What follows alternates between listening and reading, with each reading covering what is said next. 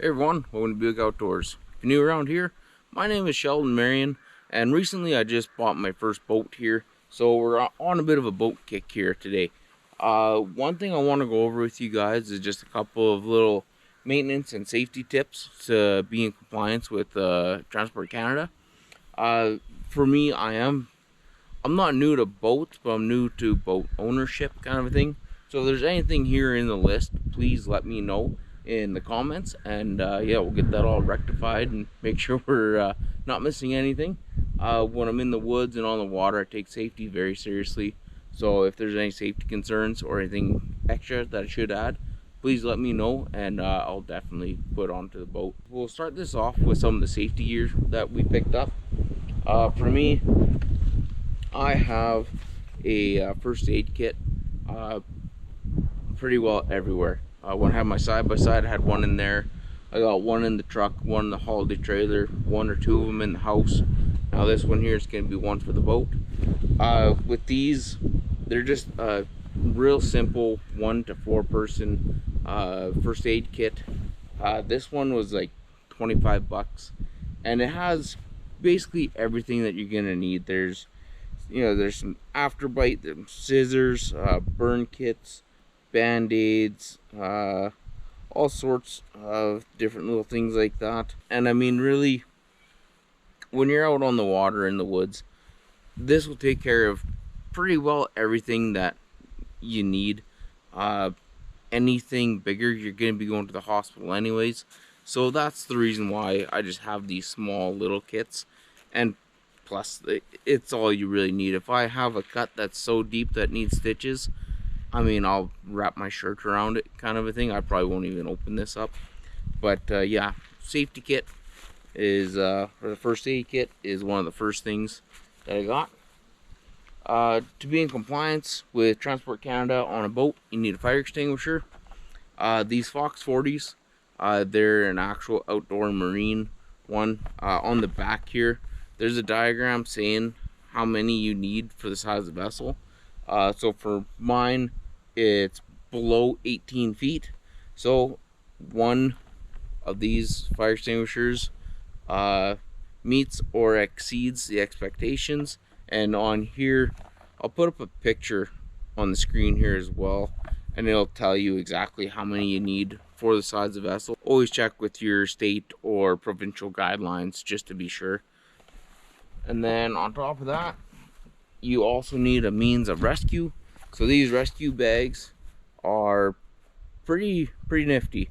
The way these things work is somebody falls overboard, you open this up, there's a big yellow tag. It says grab this loop. So you take this, put it around your wrist, and this one you throw it underhand to the person that's in the water. Then they have this loop that's tied and it can't come out, and then hopefully they're able to grab that, wrap it around their wrist or whatever it is, and you're able to drag them back into your boat. If it's me that fell overboard, I'm gonna want to get back in the boat as fast as possible. So something like this, it's pretty handy to have. And you know, they're fairly cheap. I think this is another $20 or $30 purchase, maybe 40, I can't quite remember. But yeah, they're nice to have. And like I said, if I was the one in the water, I don't care if this thing was $100 or $200. I would have been happy to pay for it just to get me out of the water. On top of that, I also bought one of these little boat essential kits. It's another little thing. You need to have a means of sight, kind of a thing. So with this one, it comes with a small little LED flashlight. There's also a signal mirror in this lid. And then here's a little flashlight. And then it also has kind of like a secondary rescue rope. So you have a little floaty, and I'm not too sure how much feet of rope this is, about 50 feet maybe. Yeah, 50 feet of nylon braided rope. And then there's also a means of signaling. There's a whistle in there. So all that goes inside this nice little compact thing. Shove her in there, And away you go. Now on top of that, I always have a lighter or matches or something to build a fire. Heck, even in my pocket, I should have my lighter. Yeah. You want to make town trips, I bring a lighter with me.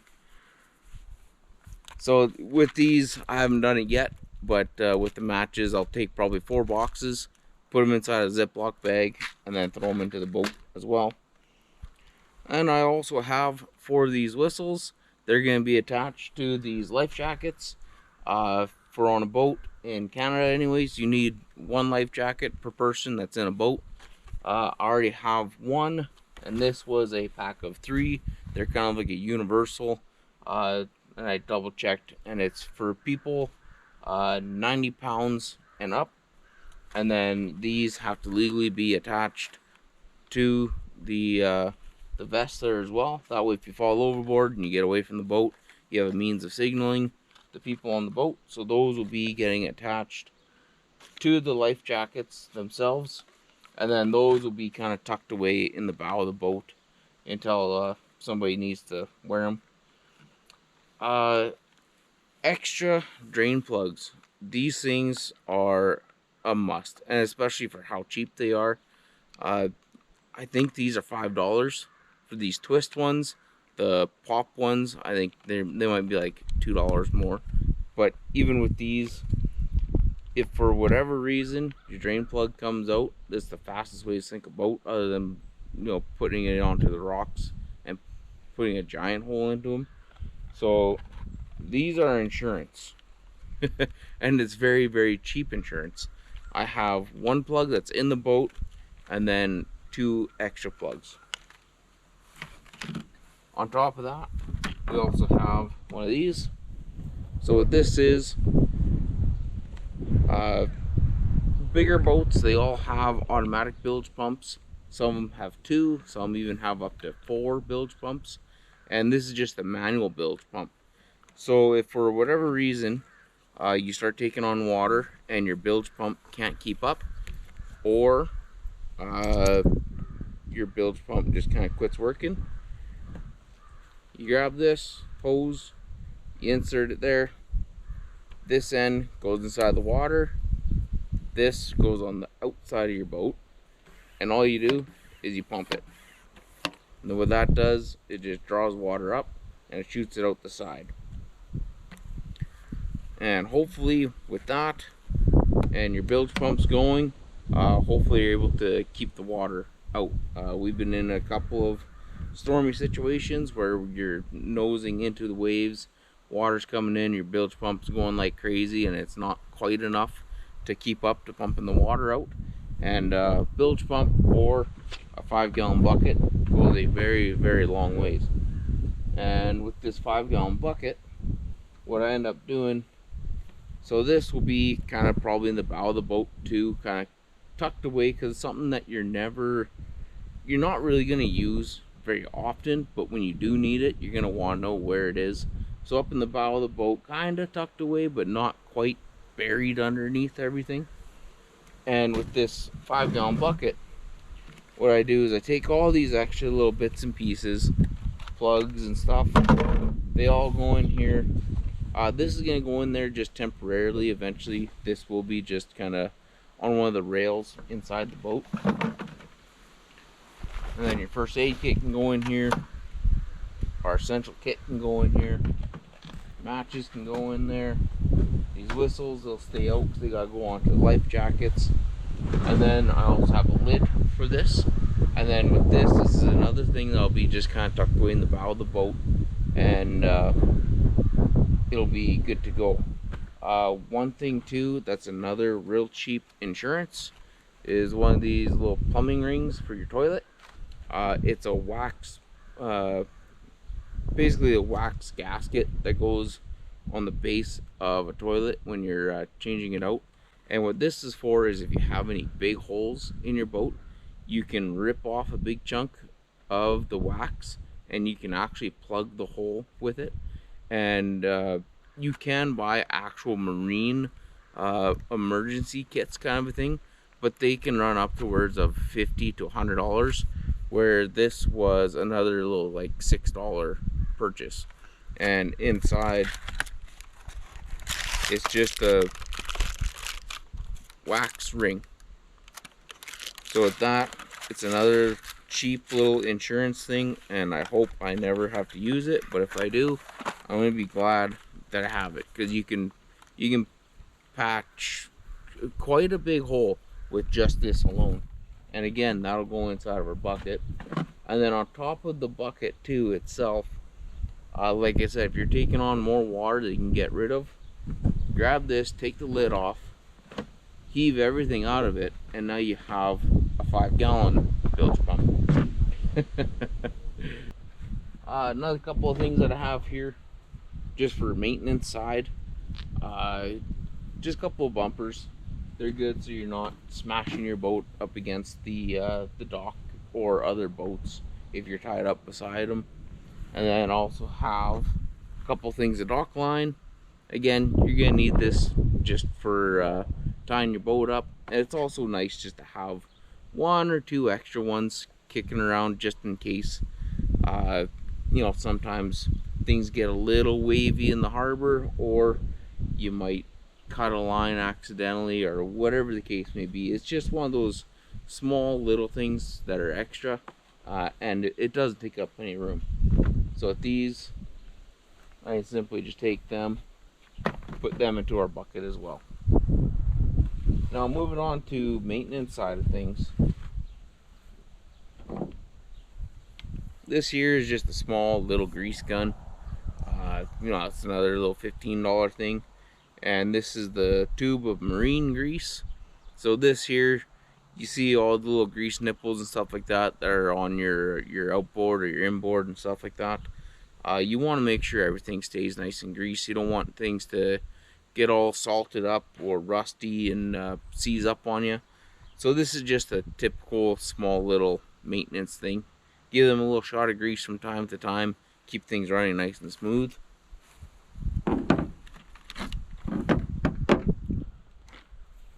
With your boat motor, your lower unit on your outboard, it's basically where your prop gets attached to the shaft of the motor. With this here, this is just to help you fill up your lower unit with oil. And to do that, there's a vent on top, then there's the drain and the fill on the bottom. And basically what you do is you take off the drain, get your little catch tub underneath it, open up your vent, let it all drain out. And a lot of times what happens is a little bit of water gets in there. So and at the end of the year, when you're winterizing it, you want to replace all that oil every single year, because if there's any water in there at all, it'll freeze and it'll actually crack your lower unit, and then you're out quite a bit of money to replace that. So with this, it's a very simple little thing. It comes with 2 little attachments depending on what size your fill is. And with this little black piece here, it just screws on to a jug of gear lube. And make sure when you're buying lubricant, it's for actual proper stuff. So this here says for use in all outboard lower units and jet pumps below 75 horse. Mine's a 35, so we meet the requirements. So that screws onto this. Basically grab the little red piece and just pump it, and you pump it until it comes out through the vent. You put your vent plug back in, and then the bottom plug, you replace the gasket on it, and you replace that, and you're good to go. The lower unit is now winterized. On top of that, we got some motor oil here, because it's a pre-mixed 2-stroke. I bought one of these little jugs here. It just says gas and oil mixing bottle, and on the back end here it tells you what mixture you need. So for me, I'll run a 50-to-1 ratio, which is this column here. And on the right side, it says gallons of gas. On the left side, it says liters of gas. So say I'm going to put in 20 liters of fuel, which is right there. All I do is I take my oil, I fill it up to that little mark. I take this, I dump it into 20 liters of fuel, mix it all up, and then you're good to go. So with that, there's no guessing, there's none of that stuff. And what's nice is it goes up,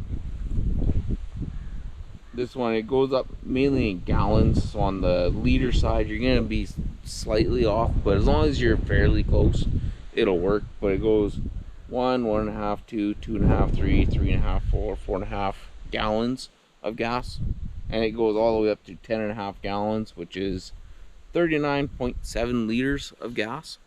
So with this, it's really accurate, and there's a nice little lid on top. So once you're done, screw your lid on, no dirt and dust and stuff like that get in there, and you're good to go. And with that, you could put it in your bucket, but with this, we're gonna be using it so much, it'll honestly probably roll around in the cup holder of my truck. And other than that, you know, it's that's basically all I got for you. It's just a real quick, simple little thing here today, just kind of showing you the very bare minimum basics of basically what you need. You also need a means of propellant if your motor ever goes down on you. So in this case, 2 wood paddles, and that one is required by Canada anyways. But yeah, guys, hopefully this helps you out. Again, if I missed anything, or if you learned anything, especially about like that wax plug, that wax ring, there's a lot of guys that don't really know about that. So hopefully this helps you out and it gets you on the right track. And again, if I missed anything, please let me know in the comments. And if you like this video, if you find it informative, hit that like button, subscribe to the channel. I'll catch you on the next one.